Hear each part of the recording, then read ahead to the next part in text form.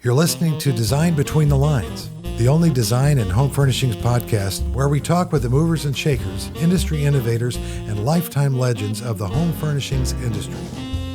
It's here that I get a chance to sit and chat with the influencers shaping the industry into what it is today. This episode of Design Between the Lines is supported by the High Point Arts Council and the Arts Council of Greater Greensboro, a division of the designated county partner with funding from the North Carolina Arts Council. Our guest today is one who has positioned himself to making nothing short of waves in the design industry. George Hall is the mind behind Gezzani, an eclectic, high-end brand which utilizes innovative and sustainable practices from design to manufacturing. His goal? To create exclusive designs that reflect a truly unique and eccentric style, all while pulling from a myriad of cultures around the world. He carries with him a decade of experience and infuses his work with an unbridled passion for art as a way of life. George, it's great to have you here. Welcome to Design Between the Lines. Thank you, John. That was a remarkable introduction, man. Thank you. I don't think I could have said that myself. That was only my ninth take, so it was good.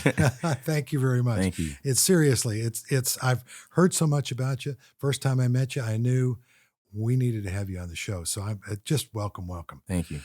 Let's start out because I usually do a little bit of. Let's talk a little bit about your background. First of all, what attracted you to the design industry? I mean, how did you get here? What started the ball rolling in that mind of yours? Yeah. Well, I've always been into art and design. I always have been a creative. I studied art and design at Winston-Salem State University here in North Carolina. Go Rams. Yeah, good school. Right. And I would say it probably started more so like in middle school of really starting to get creative. But when I was younger, my mother was a seamstress. And so I never necessarily helped her design or create things, but I always remembered fabrics being around the house, sewing machines, patterns and everything like that. And so, some people say, is it in the blood? I guess some people might say yes, some people might say no, but some could say that, me kind of just digesting that at such a young age maybe gave me some motivation to do the same. Well, obviously, she was a big influence on you. Of course. The pathway that you've created. Did you have other influences or perhaps even mentors? Yeah. No, I didn't really grow up with mentors as far as, artistically or creatively. The kind of neighborhood that I grew up in is like not really a lot of mentors around or positive images around to follow. I would say I kind of started to take like art classes in middle school. I think that's where the curriculum gets a little more specific. K through 5 is like just basic art, I guess, education.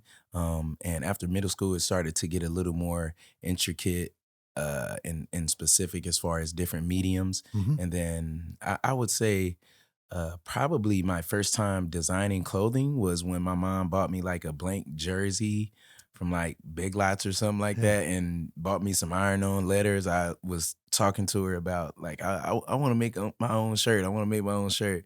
And so I think my first piece of clothing that I made was like a jersey with iron-on letters on it. So great. Yeah. So yeah. Well, I'm thinking she's proud. She's proud of you then. Of course. I know she's proud of you now. That's awesome. Well, here we are in High Point, right?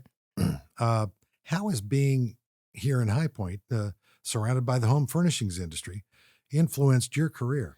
I kind of have a feeling. Yeah, right. It has amplified my career and my creative direction because I, pretty much have a lot of these companies here within 15, 20 minutes of, driving from my home to, go to their design showrooms and see what they have to offer and talk to them about their fabrics and, do you sell by the yardage or do you sell by the roll or the bolt?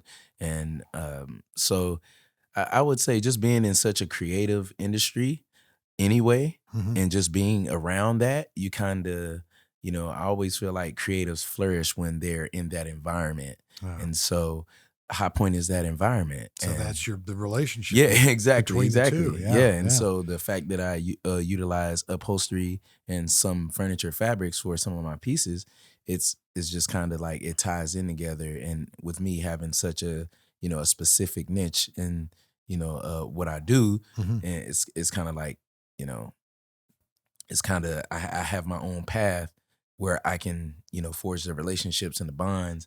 Especially one of the most important ones is John Muldoon over at Cohab. Mhm. But yeah, this like I feel like I couldn't have lived and graduated in a better city to do what I want to do specifically. Mhm. Where I'm from here in North Carolina, right down the road in Greensboro, and it's I couldn't ask to be in a better position and location as far as what I do with furniture fabrics and being in one of the furniture design capitals of the world. Perfect. So that brings me to the question of, so you mentioned Hmm. niche, your direction. So embellish that a little bit, build it out a little bit. Tell me a Okay. little bit about what you feel your niche is. Okay. So what I do is I create limited edition collections of one of ones, one of twos, one of threes, Mhm. out of textiles and fabrics that are unconventional to the apparel and fashion industry. Mhm. So some of those fabrics are upholstery fabrics, furniture fabrics, because we produce over 92 million tons of furniture and fabric waste every year. A lot of people don't know that. 92 million tons. 92 million tons. Wow. Every year, there is 100 billion garments created. And throughout all of the textile and all of the different industries, Mhm. 92 million tons of fabric waste end up like in either our landfills or our incinerators every year. So there's places in the world where you can go and they're like mounds and mounds. They look like sand dunes on the beach Oh, of like just wow. clothes and just yeah. And so being environmentally conscious, Mhm. an environmentally conscious person anyway, and a creative, you just try to think of ways to, create. And at the same time, like, how can we help the environment? Because we all live here. Some people don't care as much about the environment, and others are Yeah. really care about the environment. Mhm. And so to, try to offset some of that waste that we have, I create limited edition pieces out of um, upholstery, other different type of textiles, not just upholstery, but other different type of textiles. I use leathers and, that type of thing as Mhm. well, because in the furniture industry, you might have a cowhide or something, Mhm. right? That could be used as a rug. But if it has like too many imperfections in it, then they can't sell it as a rug, right? Right, And right. so, well, I can take that and make sure that doesn't like go to a landfill Mm. somewhere or an incinerator somewhere, and create limited edition, like one of a kind pieces. So when you're going through these discarded fabrics and Hmm. textiles, et cetera, what's your approach to, you got in your mind, I know you got what it's going to take to manufacture the design you kind of, how are you, where does that thing bubble up? That's the Yeah, design that you go, oh yeah, I can do this with this. And yeah, I yeah, mean, what's your process when you get in there and you're yeah, just going through things left and yeah, right? yeah. And so, what a lot of the fabrics are not discarded. I would say they're just not used. Right, a Hmm. furniture company might need 15 or 20 yards to do a project or two, Hmm. right? Right. And if it's down to 10 yards and they can't use that anymore and that fabric is discontinued, that's another thing I like to do is source discontinued fabrics Mm. so that I know, people are not gonna you're not gonna see this in clothing. Right. And so my design process is really organic because I formulate the object Hmm. after I see the pattern. Cool. So whereas some Yeah. fashion designers, I wanted to look exactly like this, and they draw their sketches and everything. Hmm. I don't start sketching, and I don't start thinking of what I want the object to be Hmm. until I see the fabric, Gotcha. because it's different with using different type of textures, right? You're not Hmm. using apparel fabrics, so I have to put my hands on it. I have to touch it. I have to see how it flows and how it drops and how, the movement of it and how stiff it is or thin it is. And so a lot of people ask me, do you order your fabric? Absolutely not.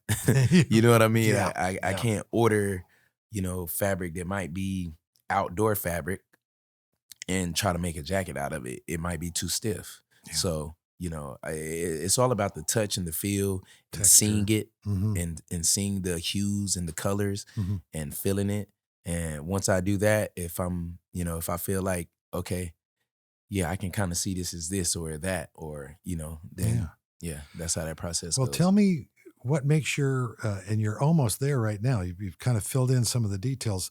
What makes your work uniquely Gezzani? Gezzani. Gezzani. Yeah, Well, Gezzani. now I've got to really messed Nah, up. you good. Yeah, okay. It's I guess just the design level that I want to put out and portray is a high-end, limited, collectible design, if you will. Not necessarily fashion design. I consider what I do collectible design. And I like to market to art collectors, right? Because some people, the percentage of, I can't even recall the exact number right now, but the percentage of one wear and second wear uses that we have in like America is ridiculous. Like we're wearing stuff once or twice and like throwing it away. And that's not what I want for my brand. I want, Gezzani to be in families for generations. A mother hands this trench coat down to her daughter. The daughter hands it down to the granddaughter, because jackets and coats are things that can, we can have for decades if we take care of them. And that's why I feel like fast fashion is kind of, messing it up for the real fashion designers and art designers who create wearable art, because fast fashion it's the quality is like poor. You know what I mean? To use a sports vernacular, it's sort of a one and done. Yeah, it's like a one and done. It might look good for an evening or a night out, and it's like, the stitching is coming out, or you wash it one time or dry clean it one time, and it's losing the color and saturation. And so I just want to create pieces that people want to be happy to wear and have in their families for generations to come. Nice. I noticed behind you, you've got a wonderful coat there. Yes, It's sir. absolutely beautiful. I love the buttons. Yes, sir. And I see the lining is uniquely yours. Yeah, exactly. So the purple lining was a part of, me just figuring out a brand identity, and what I wanted my brand to be, and so like, different brands, Tiffany's, they have the teal, Gucci is like the red and green.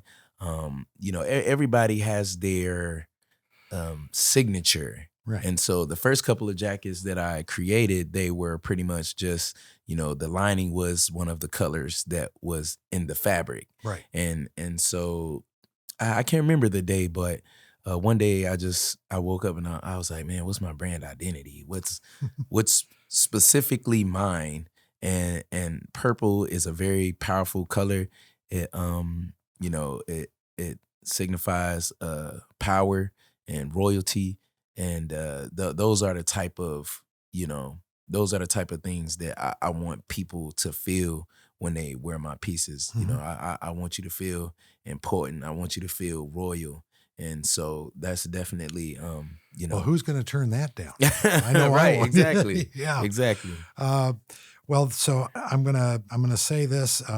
You're in a way, you're telling your story with every single piece you create. Exactly. You're building your story. So I'm guessing you have a strong feeling about the significance of storytelling and design. Exactly. Is that right?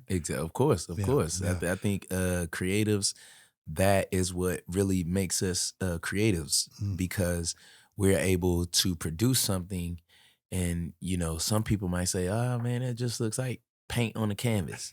You know what I mean? Yeah, and it's like, okay, cool. You respect. That's your point of view. Yeah. But there are some people that look at that same canvas, and they are narrators of a story themselves, Mm. and they aren't even the creative who created it. Yeah. And then you talk to the creative, and their narration is a completely different story. Yeah. And so that's where we start to intertwine our energies and our thoughts and our minds creatively. And so that's why I feel like so many people identify with artists, even if you're not an artist yourself, because you respect the fact that everybody is able to write their own story, right? Mhm. You're the master of your own fate. You're the captain of your own soul, Mhm. and you're the author of your life. You're the producer. You know Mhm. what I mean? Yep. And so everybody's here to see your movie, Yeah. right? Yeah. So, Yeah. you know, why not write it? Go ahead and write it. Absolutely. Write your story. Write how you want it to be portrayed and the angles you want it to be shot at, and Wow. yeah. I sense that sort of is your definition of excellence in design. That Exactly. you're writing your story, so do it. Yeah, Don't.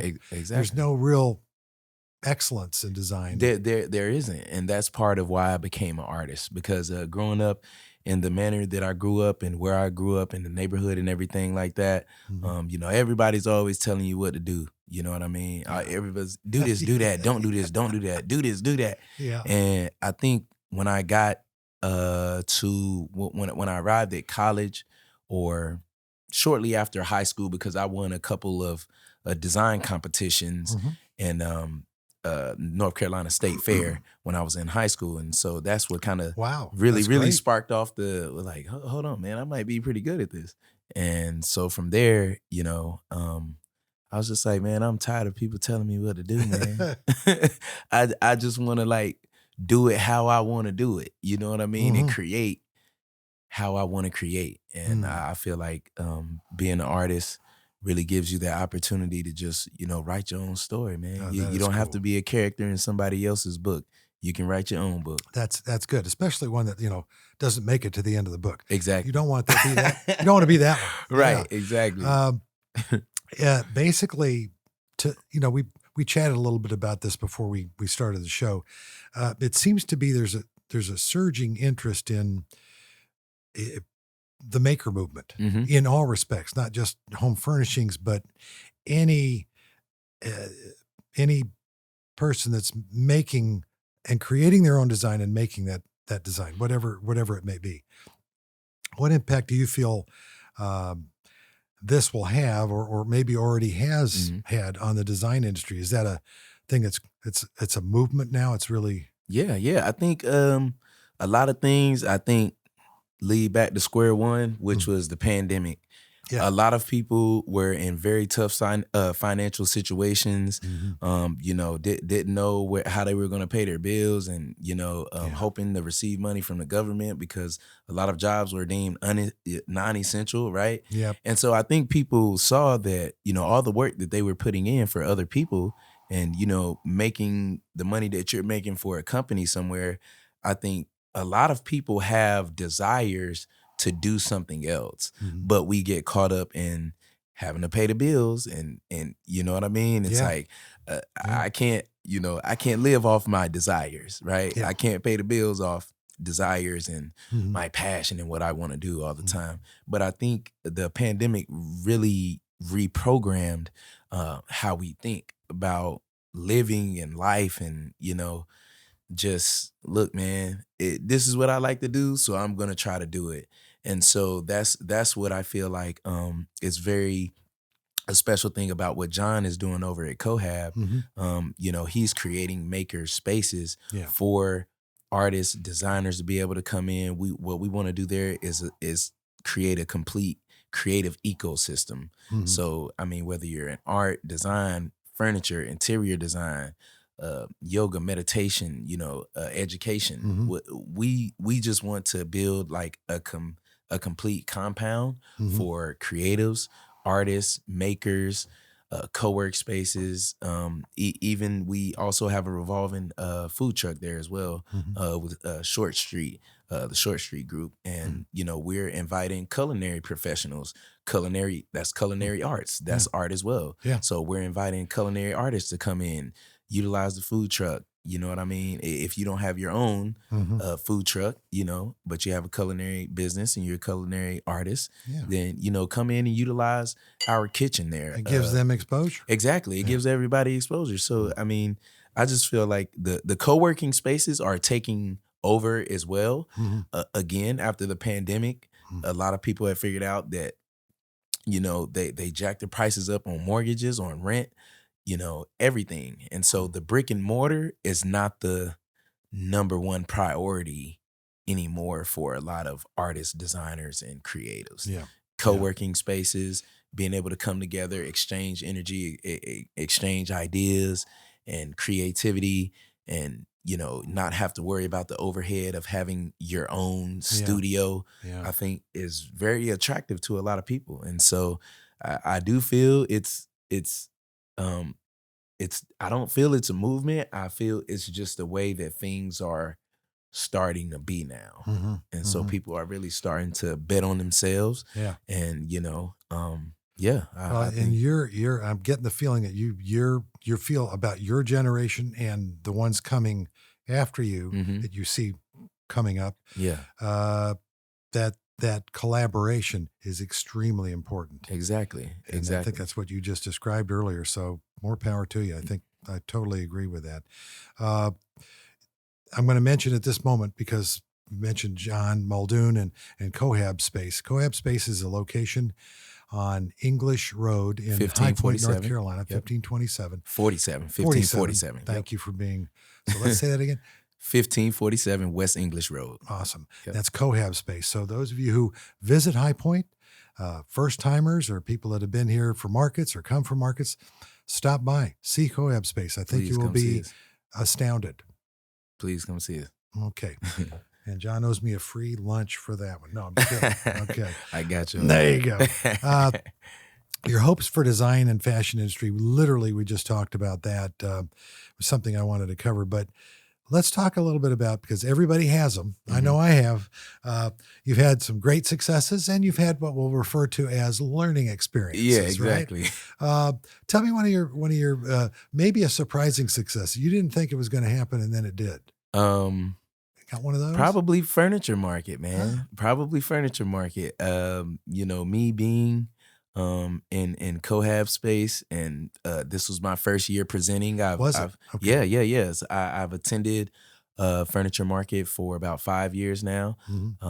And this being the first year that I actually, put out my product and presented, I did very well at Cohab and showcasing there. And I had so many inquiries and interests in my brand that I had to on Saturday of furniture market, I had to just schedule a tour on Sunday because so many people were like, "Oh my gosh, well, where's your showroom? When can we see it?" And so I ended up putting together a little quick impromptu tour of our showroom and just showcase my pieces and everything. But that was definitely probably one of the biggest wins for my brand thus far to this day. But really just getting out there more recently, I'm just starting to travel more, do more showcases, more shows, pop-up shops. I can hear a fashion show in your future. Of course. Yeah, we were just talking about that yesterday over at Cohab. So look out, might have something coming early fall. So that's what's new. Any other new things coming down the pike for you? We're working on some stuff with a couple of friends over in Italy, working on trying to set some stuff up. Why did I not think that would be a connection for you? Trying to set up a partnership with them over there. They're doing a lot with textiles and cashmeres and wools and stuff like that. So awesome. Awesome. Yeah. Plus, they got great pasta. Yeah, great exactly. Pasta. Exactly. I can't wait to go over there. Just line it up. Lose a lot of weight before you go because you're going to put some on. Yeah, exactly. Exactly. Oh my goodness. Well, let's talk. This has been a great conversation. I have to tell you, George, has been phenomenal. Thank you. I've got a couple more questions related to how you feel design and design marketing is shifting now. And we talked a little bit about makers and that. How's it shifting to accommodate today's consumer? Are you feeling there's a change in the consumers? It used to be years ago that the consumers of today are way different. Yeah. So I actually read an article the other day on that, on Mhm. mass consumerism, Mhm. and it's pretty much like kind of dying down Mm. because you have so many different people out there that think differently and from different backgrounds. And so it allows for people like myself Mhm. to come in and be able to, present a very unique product and be able to kind of get to some of those people who are not just, we're not all grouping together Yeah. because, this brand is so-called the hot thing to do. Yeah. But I think people are genuinely, purchasing and buying products that they like Mhm. and stories that they can get behind, right? I feel Mhm. like it's kind of the space for creatives to kind of write their story, how we talked about earlier, Yeah. and be able to identify with those stories, right? Mhm. Probably 20, 30 years ago, you probably didn't know much about Gucci or Versace unless you were like in fashion.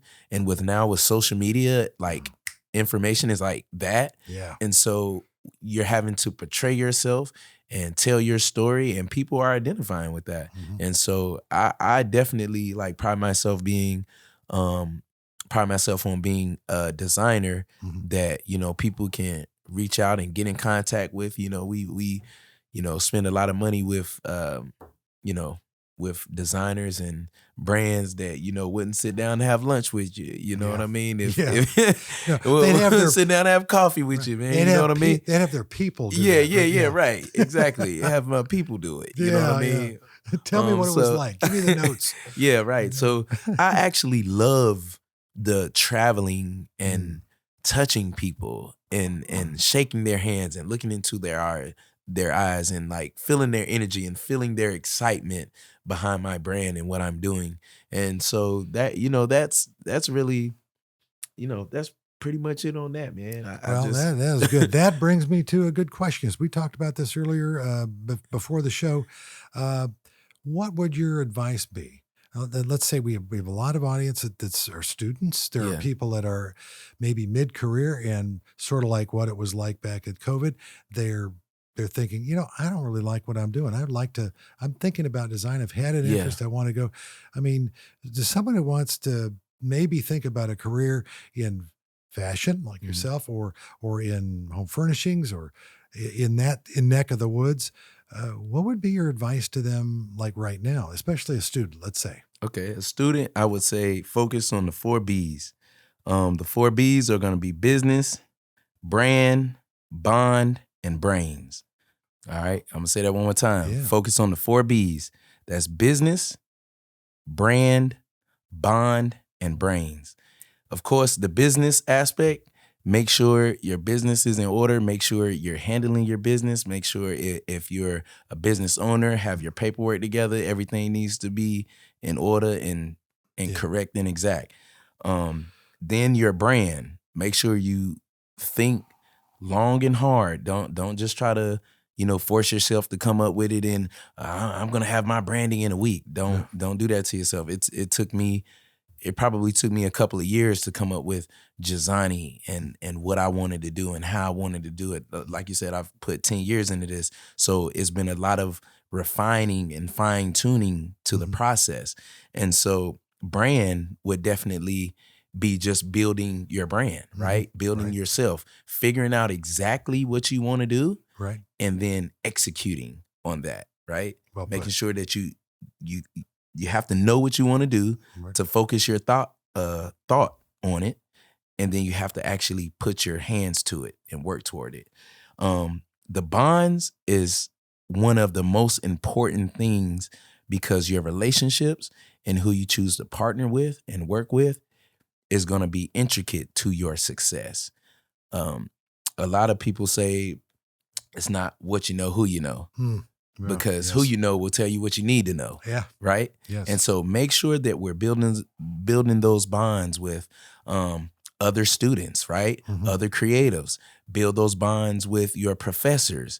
Build those bonds with different companies. Ask the professors if they know any companies in the area, Right. or start to do that research yourself. you will be amazed at what an email can do. Hey, I'm an intern. I'm trying to intern for your company. Maybe I can help with some business and marketing. Anybody's looking for free work. You know what I mean? We can't always get paid, right? Especially if like you're a student. You know, it's a trade-off sometimes. Right. And so building those bonds and making sure that you solidify those bonds with people and sitting down and having lunch with them and looking into their eyes and, you know, building a true relationship with them is like one of the most important. And then I think the most important is having the brains. You have to know what you're doing. You have to know what you're talking about. You have to know how to present your product. You have to know how to present yourself. You have to know how to speak. You have to know how to articulate. You have to know how to kind of read the room, right? It's a lot that goes into it. It's not just, oh, I'm just super intelligent in this one thing. You have to be intelligent in a wide array of things in order to truly be successful and be at the level that a lot of, you know, creatives want to be at. I don't think we necessarily want to be famous and, you know, all of that, but I do think we want to have a certain level of notoriety to our work and our crafts and what we do. And so, those are the 4 B's: business, brand, bonds, and brains. And you master those, and you know, you can do anything in life, man. You can do anything you want to do. Wow. George, I think that is the perfect place to end this conversation, except for me thanking you profusely for your brains and sharing your brand with us today and your thinking. And it's been a pleasure to talk with you. And thank you for being on Design Between the Lines. Thank you. I look forward to working with you in the future, John, man. This was a great interview, man. Remarkable introduction and everything. Fantastic conversation. And I really look forward to working with you all and making an impact here in High Point. We are happy that you are here. Thank you. Thank you. I'm happy let's have a lot more people come and visit High Point because we are a center for design. Exactly. Thank you so much, John. Thanks, man. Thank you, buddy. Design Between the Lines is produced by Element Studio with the International Society of Furniture Designers. We record in High Point, North Carolina. To find videos of these podcasts, be sure to subscribe to the International Society of Furniture Designers YouTube channel. To learn more about ISFD, visit isfd.org. And don't forget to subscribe to hear more industry stories of Design Between the Lines.